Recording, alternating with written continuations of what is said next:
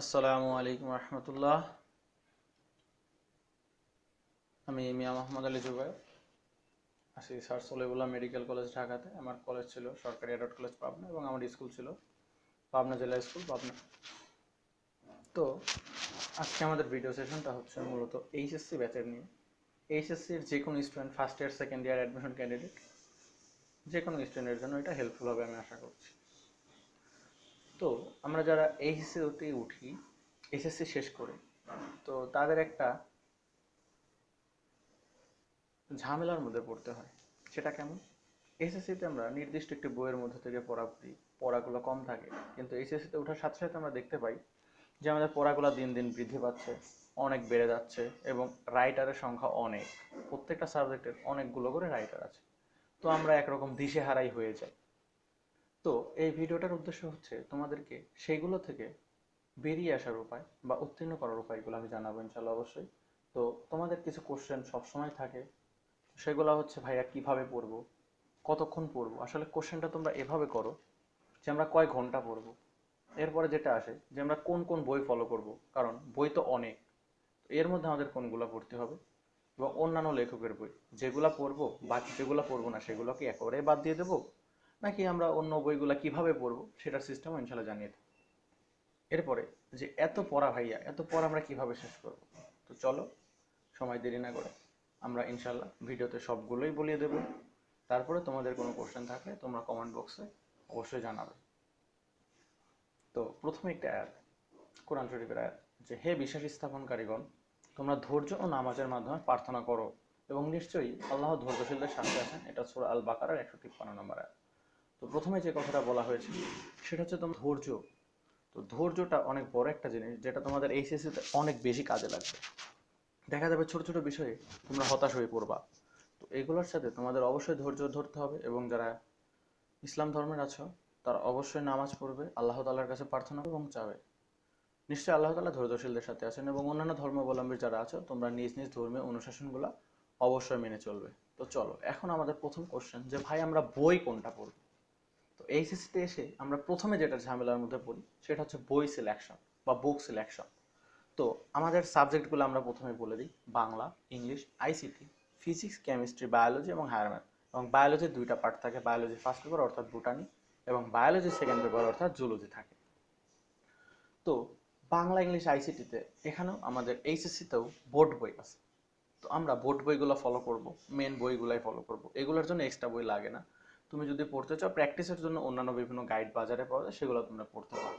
আর ICT main বুকের পাশাপাশি বিভিন্ন ডিফারেন্ট পাবলিকেশন আছে, যেমন তুমি সিস্টেক পাবলিকেশনের কথা বলতে পারো বা আর অন্যান্য পাবলিকেশন আছে যাদের বই কিছু তুমি পড়তে পারো। দেন আসে একটা ভাইটাল সাবজেক্ট, ফিজিক্স। তো ফিজিক্সে আমরা মূলত ইসাক স্যারের বইটাই পড়ে থাকি, যেখানে আমাদের সব কিছু খুব ভালোভাবে ব্যাখ্যা করে দেওয়া থাকে।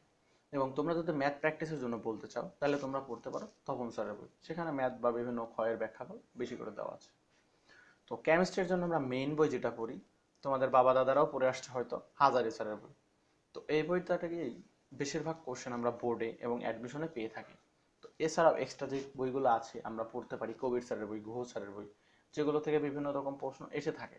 তো আমরা কি করব, হাজারের স্যারের বইটা খুব ভালোভাবে শেষ করব। দেন কবির স্যার এবং গুহ স্যারের বই যদি প্রয়োজন মনে হয় কিছু সিলেক্টিভ টপিক থেকে আমরা পড়তে পারি। দেন আসে বায়োলজি। বায়োলজি তো একটা হিউজ সিলেবাস, অনেকের কাছে একটা ভয়ের বিষয়। তো বায়োলজির প্রথমে আসে জুলজির কথা। তো জুলজিটা বা বায়োলজি সেকেন্ড পেপার যেটা, সেটা আমরা মূলত আজমল স্যারের বইটা ফলো করি। তো আজমল স্যারের বইতে অনেক ইলাবোরেটলি লেখা থাকে। তো সেইগুলো আমরা পড়লে ইনশাল্লাহ বোর্ডে এবং অ্যাডমিশনে খুব ভালো করতে পারবো। তো জুলজির জন্য যদি তোমরা এক্সট্রা রাইটারের বই পড়তে চাও, তো আলিম স্যারের বই, মাজেদা ম্যাডামের বই এবং হাসান স্যারের বই থেকে একটু একটু হেল্প নিতে পারো।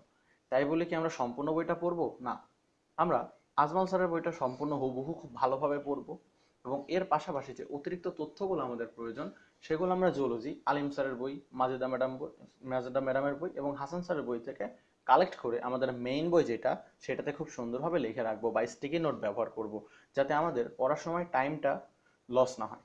দেন বোটানির ক্ষেত্রে একই কথা, আমরা হাসান স্যারের বইটা মেইন হিসাবে পড়ি। এক্সট্রা তথ্য তোমার যদি জানার দরকার থাকে তো তোমরা সেগুলো আলিম স্যারের বই, আজমল স্যারের বই এবং আজিবুর স্যারের বই থেকে খুব সুন্দরভাবে এক্সট্রা তথ্যগুলো কালেক্ট করে তোমাদের মেইন বইতে আশেপাশে লিখে রাখবা খুব সুন্দরভাবে, যেটা তোমাদের অবশ্যই হেল্পফুল হবে। তো মেইন বইটা খুবই ভালোভাবে দাগাইতে হবে, তো দাগিয়ে পড়বা, এবং এগুলা তোমাদের অ্যাডমিশন টাইম পর্যন্ত অনেক বেশি কাজে লাগবে। আর হায়ার ম্যাথের কথায় আসি, হায়ার ম্যাথে দুইটা মেইন বই সাধারণত বাংলাদেশে পড়ানো হয়। তো এইগুলা হচ্ছে কেতাবুদ্দিন স্যারের বই এবং অক্ষরপত্র পাবলিকেশন। আমিও যেরকম কেতাবুদ্দিন স্যারের বইটা পড়েছি।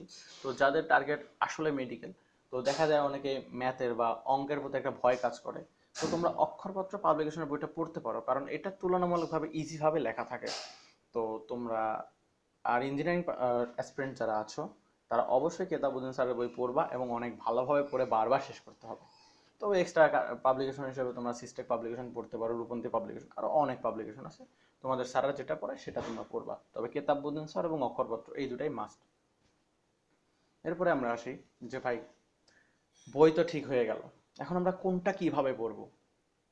তো বাংলা, বাংলা, ইংলিশ এবং আইসিটি, এই তিনটা সাবজেক্ট দেখা যায় সায়েন্সের স্টুডেন্টরা নেগলেক্ট করে থাকে। সায়েন্সের পড়ার এত চাপ, তো এইগুলা কখন শেষ করবো? তো বাংলা যেটা করবা, তোমরা বাংলা বইটা খুব দ্রুত শেষ করে ফেলবা। এইচএসসিতে তোমরা একটা কথা মনে রাখবা, এইচএসসিতে কিন্তু তোমাদের সবগুলো সাবজেক্টে ফেস করতে হবে। বাংলাতে 200, ইংলিশে 200 এবং আইসিটিতে 100 মার্ক। তো সেখানে আবার ফিজিক্স, কেমিস্ট্রি, বায়োলজি, আর ম্যাথ সবগুলো 200 করে, 2 পত্র করে যেহেতু, তো তোমাদের মার্ক কিন্তু ইকুয়াল, তো গুরুত্বটাও কিন্তু সমান দেওয়াই উচিত। তারপরও সায়েন্সের সাবজেক্টগুলোর পড়া অনেক বেশি থাকার কারণে আমরা বাংলা ইংলিশের তুলনামূলক কম সময় দিয়ে থাকি, তারপরেও যতটুকু সম্ভব সর্বোচ্চ প্রিপারেশন নিতে হবে। এখন আসো ফিজিক্স কীভাবে পড়বে। ফিজিক্স অনেকের জন্য একটা ভয়ের কথা, ভয়ের নাম যে ফিজিক্স পড়তে ভয় লাগে। তো ফিজিক্সটা আমরা কি করব, প্রথমে আমরা বেসিকটা জেনে নেব। বেসিকটা যখন আমরা জানবো, তখন আমরা বইয়ের মধ্যে ঢুকে যাব, তখন আমরা ম্যাথগুলো প্র্যাকটিস করব, আমাদের অনুধাবন প্রশ্নগুলো পড়ব, বিভিন্ন সালের কোশ্চেন, কোশ্চেন ব্যাংক ফলো করব। দেন আসি আমরা কেমিস্ট্রির কোথায়। কেমিস্ট্রি আসলে একটা বোঝার জিনিস, যেটা তোমাদেরকে অবশ্যই বুঝে পড়তে হবে। হাজারি স্যারের বইগুলা টপিকটা ভালোভাবে শেষ করে অনুশীলনের প্রশ্ন পড়তে পারো, দেন তুমি কোনো গাইড পড়তে পারো, বোর্ডের কোশ্চেন সলভ করতে পারো, অ্যাডমিশনের কোশ্চেনগুলো সলভ করতে পারো। এখন যদি আসে বায়োলজি, অনেকেরই দেখা যায় বায়োলজির প্রতি ভীতি কাজ করে, যে ভাই অনেক মুখস্থ করতে হয়, অনেক পড়তে হয়। এটা আমরা কিভাবে ঠিক করতে পারি? বায়োলজি আসলে আমি কি বলি জানো, বায়োলজিটা মুখস্থ করার কিছুই নেই। এখন বলে ভাই কিভাবে? আসলে বায়োলজি মুখস্থ করার কিছু নেই, বায়োলজি পুরাটাই তোমাদের বুঝে পড়ার জিনিস, বুঝে মুখস্থ করতে হবে। তোমরা যদি একটা টপিক ভালোভাবে জানো, তো সেটা তোমাকে বুঝে পড়তে বেশি কম সময় লাগবে, কম সময়ে তোমরা অনেক বেশি কিছু শিখে যাবে। তো বায়োলজি কিভাবে পড়বো? ভাই বায়োলজি বইটা আমরা প্রথমে রিডিং পড়ে ফেলবো, বুঝবো কোনটা কোনটা প্রবলেম হচ্ছে। তো যেটা যেটা প্রবলেম হয় সেগুলো আমরা বইতে দাগিয়ে ফেলবো। বইয়ে দাগানোর পরে সেটা আমাদের টিচারদের কাছে গিয়ে আমরা কোশ্চেন করব, যে স্যার এটা আসলে কিভাবে হইলো, আমি এটা বুঝি না, একটু বুঝিয়ে দেবে। তো স্যাররা যখন বুঝিয়ে দেবে, তাহলে তোমার টপিকটা কমপ্লিট। দেন তোমরা কি করবা, দেন তোমরা কোশ্চেন সলভিংয়ে চলে যাবো। বোর্ডের কোশ্চেন সলভ করতে পারো, অ্যাডমিশনের কোশ্চেন সলভ করতে পারো। এগুলা করার মাধ্যমে দেখা যাবে তোমাদের আরও কিছু ভুল বা আরও কিছু সমস্যার সম্মুখীন হবা। তো সেগুলা কি করবা, আবার দাগিয়ে রাখবা, আবার তোমাদের টিচারের কাছে আসবা, দেন সেটা সলভ করলে দেখবা তোমার অধ্যায়টা অনেক ভালোভাবে শেষ হয়েছে। এবং হায়ার ম্যাথ, আসলে ম্যাথ মুখস্থ করার কোনো সাবজেক্ট না, ম্যাথ হচ্ছে বুঝে করার জিনিস। ম্যাথ অনেকেই বলে যে ভাই পারি না এই সেই, আসলে ম্যাথ প্র্যাকটিসের একটা বিষয় আছে। তোমরা ম্যাথটা যত বেশি প্র্যাকটিস করবা, তত বেশি ভালো হবে। একটা জিনিস যখন তোমার নার্ভের মধ্যে দিয়ে 5 বার পাস করতে পারবা, তখন অবশ্যই সেটা তোমাকে পারতেই হবে। তো ম্যাথের ফর্মুলাগুলো খুব ভালোভাবে শেষ করবা, দেন সেটা থেকে ম্যাথগুলো প্র্যাকটিস করবা বইয়ের থেকে, তোমাদের টিচারদের থেকে। তো যে প্রবলেমগুলো হবে, প্রবলেমগুলো ফেস করার সাথে সাথে তোমাদের টিচারদের সাথে যোগাযোগ করবা, যেন তারা বুঝিয়ে দেন। এরপরে আসি, কতক্ষণ পড়বো। আসলে তোমরা কোশ্চেনটা যেভাবে করো যে ভাই কয় ঘন্টা পড়বো, এটা অবশ্যই পার্সন টু পার্সন ভ্যারি করে। এখন দেখা যাইতে পারে যে অনেকেই আছে তোমার একটা ছোট টপিক অনেক বেশি সময় লাগে, আবার অনেকেই আছে সেটা খুব দ্রুত শেষ করে ফেলতে পারে। তো এটা অবশ্যই পার্সন টু পার্সন ভ্যারি করে। এখন তোমাকে দেখতে হবে যে একটা পড়া পড়তে তোমার কতক্ষণ সময় লাগে। এখন যদি দেখো তোমার একটা টপিক পড়তে 2 ঘন্টা টাইম লাগে, সে এটা অন্য একজন স্টুডেন্টের কাছে 1 ঘন্টাতেই হয়ে যায়, আবার একজনের কাছে 6 ঘন্টাতে হয়ে যায়। এখন যদি তোমাকে আমি বলি তুমি 6 ঘন্টা পড়ো, তাহলে তো হবে না, তোমার তো 2 ঘন্টা লাগে। আবার তোমাকে যদি বলি 1 ঘন্টা পড়ো, তাও তো হবে না, কারণ তোমার তো 2 ঘন্টা লাগে। তো তুমি যদি কম সময় পড়তে চাও, সেটা অবশ্যই তোমার অভ্যাস থাকতে হবে। তুমি কম সময় শেষ করতে পারলে অবশ্যই ভালো। তো এটার কোনো ধরাবাঁধা নিয়ম নেই যে কতক্ষণ পড়তে হবে। তারপরেও তোমাকে মিনিমাম 10 থেকে 12 ঘন্টা পড়তেই হবে। তুমি যাই কেন না করো, দিনের যত কাজে কেন না থাক, তোমার দৈনন্দিন যেমন তিন বেলা তুমি ভাত খাচ্ছ, 5 ওয়াক্ত নামাজ পড়তেছ, এর পাশাপাশি তোমাকে পড়াটাও সেভাবে মেনটেন করতে হবে। যে তোমাকে অবশ্যই 10 ঘন্টা 12 ঘন্টা টাইম তোমাকে ফিক্সড করে রাখতেই হবে, যেটা অবশ্যই তোমাকে শেষ করতে হবে। এবং অ্যাডমিশন সময় গিয়ে দেখা যাবে যে তোমার 16 ঘন্টা 17 ঘন্টা অ্যাভারেজ চলে আসবে। তো এটা নিয়ে টেনশন করার কিছু নেই। দেন আমরা চলে যাই যে এত পড়া কিভাবে শেষ করব। আসলে দেখা যায় যে পড়াগুলো অনেক থাকে। তো পড়াগুলো শেষ করার একদম সবচেয়ে ভালো উপায় তোমাদের দৈনিক যে পড়াটা থাকবে সেটা শেষ করে ফেলবা, রেগুলার রুটিন কমপ্লিট করবা। অনেকেই বলে যে ভাইয়া আমি রুটিন করে পড়ি, আসলে এটা একটা ভুয়া কথা। কারণ তুমি যেই সময়টা রুটিন করবা ওই রুটিন করার সময়টাই তোমার লস। কারণ এখন পর্যন্ত আমি এমন কাউকে পাই নাই যে 1 মাসের রুটিন বা অনেক দিনের রুটিন করে ফেললো কিন্তু সে রুটিনটা পুরোপুরি ফলো করছে। আমার ক্ষেত্রে কখনো হয়নি। তো তোমরা যেটা করতে পারো, তোমরা ডেইলি রুটিন করতে পারো যে আমি আজকের মধ্যে এই টপিক পড়বো। তোমরা টপিকটা কমপ্লিট করে ঘুমাইতে যাবে। সেটা করতে তোমার যতক্ষণ সময় লাগে তুমি করবা। তো তুমি যদি ডেইলি পড়া রেগুলার পড়ে রাখো, তাহলে অবশ্যই তোমার পড়াটা দ্রুত শেষ হবে। আর একটা কথা কি, সকলের থেকে এগিয়ে থাকার চেষ্টা করবা। তোমাদের টিচাররা যেখানে আছেন, তুমি যেদিন পড়তে যাচ্ছ সেদিন স্যারা কি পড়াচ্ছেন সেটা তোমরা অবশ্যই বাসা থেকে পড়ে যাবা, তাহলে দেখবা বুঝতে সহজ হচ্ছে এবং বাসায় এসে পড়লেই তোমার হয়ে যাচ্ছে। তো ইনশাল্লাহ খুব দ্রুতই তোমরা পড়াগুলা শেষ করতে পারবা যদি রেগুলারিটি মেনটেন করতে পারো। রেগুলারিটি মেনটেন করা মাস্ট, রেগুলারিটি। দেন আমরা আসি, তোমরা কিছু কিছু প্রবলেম ফেস করতে পারো, যেমন টাইম। অনেকে বলে যে আসলে আমি টাইম পাই না, পড়ে এত পড়া কিভাবে শেষ করব। আসলে তোমাদের এসএসসিতে সাবজেক্ট ছিল ছোট বা অল্প, কিন্তু এখন কিন্তু সাবজেক্টগুলো প্রত্যেকটা 2 পত্র করে হয়ে গেছে। তো অবশ্যই পড়া বেড়েছে, তোমাদের পড়ার সময় বাড়াইতে হবে। তো টাইম কি হবে, তোমরা কোচিং করবা, কলেজ করবা, করে এসে হয়তো টাইম পাওয়া যায় না। তারপরেও ওই যে তোমরা যদি রেগুলারিটিটা মেনটেন করতে পারো, তাহলে অবশ্যই অবশ্যই তোমরা এই টাইমের প্রবলেমে পড়বা না। তোমরা রেগুলারিটি মেনটেন করবা, টাইম ফলো করবা, রেগুলার তারপর রেগুলার করে ফেলবা, তাহলে দেখবা ইনশাল্লাহ শেষ পর্যন্ত গিয়ে অন্যদের থেকে তুমি এগিয়ে আছো। এখন লিভিং প্লেসটা সবার ক্ষেত্রে হয় না। তো যারা দেখা যায় অনেকেই আছে এনডিসিতে চলে আসে বা হলিক্রসে চলে আসো, বা আবার দেখা যায় যে যারা গ্রাম থেকে শহরে আসো, তাদের থাকার একটা সমস্যা হয়। কেমন সমস্যা, তোমরা এসে মেসে থাকো বা কোনো বাসায় থাকো। তো নিজের বাসার পরিবেশ আর মেসের পরিবেশ তো এক হবে না, এটাই স্বাভাবিক। মেসে আসলে দেখা যায় রুমের মধ্যে 3-4 দিন একসাথে থাকে। তো তারপরেও সেখানে তোমাকে মানিয়ে নিতে হবে। তোমাদের একটা কথা কিন্তু অবশ্যই মনে রাখতে হবে, সার্ভাইভাল অফ দ্য ফিটেস্ট। যে ফিট সেই নিজেকে সার্ভাইভ করতে পারবে। ঠিক আছে। এরপরে ফ্রেন্ডস, এটা অনেক বড় একটা বিষয়। যেমন তোমার যদি একজন ভালো বন্ধু থাকে যে কিনা পড়াশোনা করে, তুমি তাকে দেখে পড়াশোনা করায় অনুপ্রাণিত হবা। কিন্তু এমন যদি হয় যে তোমার কিছু ফ্রেন্ড আছে যারা আসলে পড়াশোনা করতে চায় না, তারা আড্ডাবাজি এই সেই হ্যান ত্যান করে করে ঘুরে বেড়ায়, তারা ক্লাস ফাঁকি দেয়, তারা টিচারের লেকচারগুলো ভালোভাবে ফলো করে না। তো তোমাদের যদি এমন ফ্রেন্ড থাকে, তাহলে দেখা যাবে তুমি তোমার সেই সকল ফ্রেন্ডের সাথে মিশতে মিশতে নিজের পড়াশোনাটাকে নষ্ট করে ফেলছো। কিন্তু তোমার যদি এমন ফ্রেন্ড থাকে যে কিনা পড়াশোনা করে, তোমাকে পড়াশোনা করার জন্য মোটিভেট করে, তোমার সেই ফ্রেন্ডগুলো নির্বাচন করতে হবে। অবশ্যই বন্ধু নির্বাচন অনেক ভালো একটা বিষয়, অনেক জরুরি একটা বিষয় এই অ্যাডমিশন টাইম বা এইচএসসি সময়। তোমরা যদি ভালো ফ্রেন্ড নির্বাচন করো অবশ্যই তোমাদেরও ভালো হবে। কিন্তু তোমরা যদি আসলে খারাপ ফ্রেন্ড নির্বাচন করে ফেলো, তাহলে আসলে তোমরা নিজেদের চোখগুলো বন্ধ করলে নিজের ভবিষ্যৎটা দেখতে পাবা। দেন 4 নাম্বার পয়েন্ট দেখো, লাল কালি দিয়ে লিখেছি, ডিপ্রেশন। অনেক খারাপ একটা জিনিস যেটা হচ্ছে ডিপ্রেশন। অনেকে দেখা যায় পরীক্ষায় মার্ক কম আসে বা পড়া শেষ করতে পারে না, ধীরে ধীরে তারা ডিপ্রেশনের মধ্যে চলে যায়। আর ডিপ্রেশন বা হতাশা এমন একটা জিনিস যেটা তোমাকে ধ্বংস করে ফেলে। তো আমি যেটা করতাম, আমি ডিপ্রেশনে গেলে নফল সালাত আদায় করে নিতাম, আলহামদুলিল্লাহ আমার ঠিক হয়ে যেত।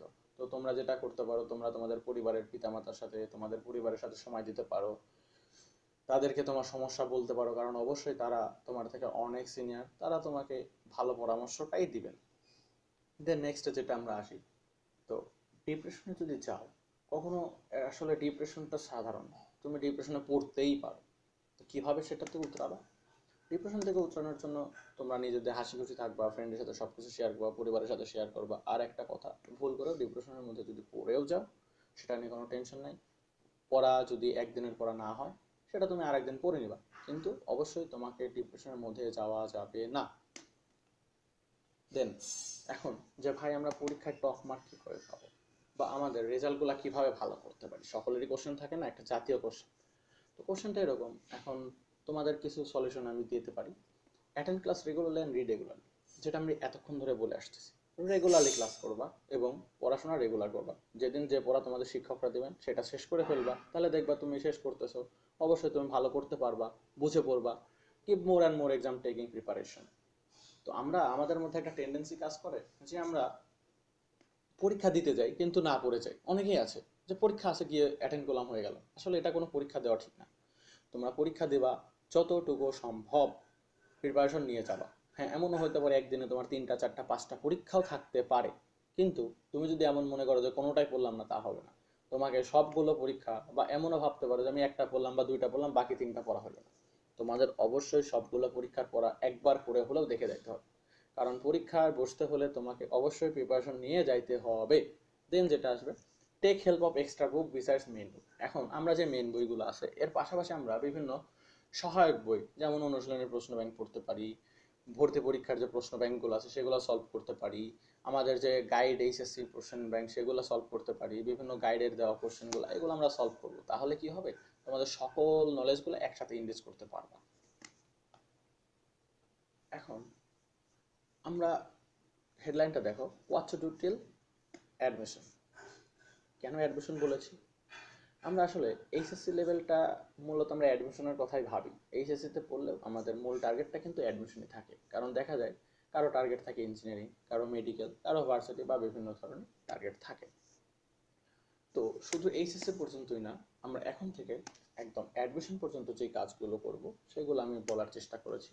তো প্রে টু আল্লাহ, তোমাদের অবশ্যই নিজ নিজ সৃষ্টিকর্তার প্রতি দোয়া করতে হবে, তার কাছে চাইতে হবে। কারণ দোয়া এমন একটা জিনিস যেটা বান্দার ভাগ্যকে পরিবর্তন করতে পারে। এটা তিরমিজি শরীফের একটা হাদিস। দেন ফোকাস অন ইয়োর গোল। আমি কিন্তু বিষয়টা এমনভাবে বলি যে তোমার যেটা গোল, তোমার যেটা টার্গেট, তোমার যদি টার্গেট থাকে ডাক্তার হওয়ার, সেটার জন্য তুমি যতটুকু সম্ভব যেভাবে পড়া উচিত সেভাবে পড়তে হবে। তোমার যদি টার্গেট থাকে আমি ইঞ্জিনিয়ার হব, হ্যাঁ তুমি সেভাবে পড়ো। তোমার টার্গেট ভার্সিটি, তুমি সেভাবে পড়ো। তোমার গোলটাকে ফোকাস করো। প্রতিদিন এমন কিছু করো যেটা তোমার গোলের দিকে তোমাকে এগিয়ে নিয়ে যায়। এমন কিছু করিও না যেটা থেকে তোমার গোল থেকে তোমাকে বিচ্যুত করে দেয়। এবং তৃতীয় যেটা point, don't adopt unfair means in any exam. তোমাদের এই এইচএসসি লাইফে অনেক পরীক্ষার সম্মুখীন তোমাদের হতে হবে। তো এই পরীক্ষাগুলো যখন তোমরা দিবা, তোমরা চেষ্টা করবা নিজে নিজে পরীক্ষা দেওয়া। অন্য একটা ফ্রেন্ডেরটা দেখে যখন তোমরা পরীক্ষাটা দিবা, তখন কিন্তু তোমাদের সেই জানার ঘাটতি থেকে যাবে। তুমি যদি পরীক্ষার হলে গিয়ে দেখো একটা কোশ্চেন আমি পারতেছি না, তুমি তাহলে কি করবা, ওই কোশ্চেনটা তুমি অ্যান্সার চেষ্টা করবা, ভাববা যে আমি পারি কিনা। যদি না পারো, পরীক্ষা শেষে যখন তোমার খাতাটা দিয়ে দেওয়া হবে তখন তুমি চেষ্টা করবা কোশ্চেনটা দেখে বইয়ের কোথায় আছে সেটা তোমাকে সলিউশন করে ফেলো। তখন যেটা সলিউশন করবা, কারণ মানুষ ভুল থেকে যেটা শেখে সেটা কিন্তু অনেক দিন পর্যন্ত মনে রাখতে পারে।